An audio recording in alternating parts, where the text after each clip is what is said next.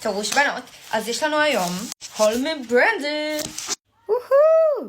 אז דוד שלי חזר מארצות הברית, והזמנתי כזה בנובמבר, ממש פעם אליו, כאילו, כל מיני בגדים, ממש כאילו פריטים בודדים. אני הולכת להראות לכם פה. כן. טוב, אז קודם כל קיבלתי איזה חוברת.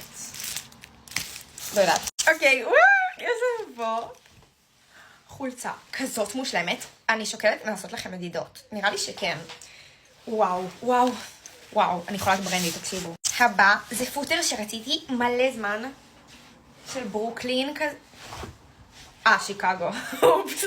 והוא מושלם, קוזי, נעים. והאחרון זה משהו שרציתי מלא זמן. ואני יודעת שיש אותו בשיין וכל מיני דברים כאלה, ורציתי של ברנדי. האם אתן מוכנות לזה, בנות? האם אתן מוכנות? אני רוצה לשמוע התלהבות. לא.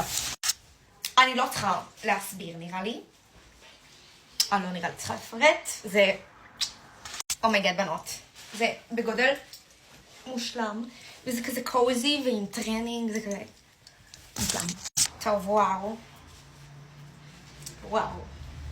כמו שאתם מכירות אותי, ברנדי זה החברה האהובה עליי, לא יעזור.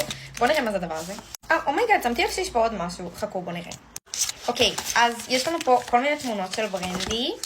וכאן יש לי סיכה, בגלל שאמריקה זה חמוד.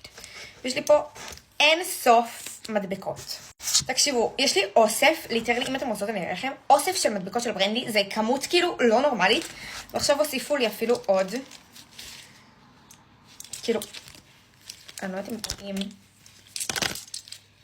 וגם סיכות יש שם, כאילו עוד כאלה. כאלה מין. זהו.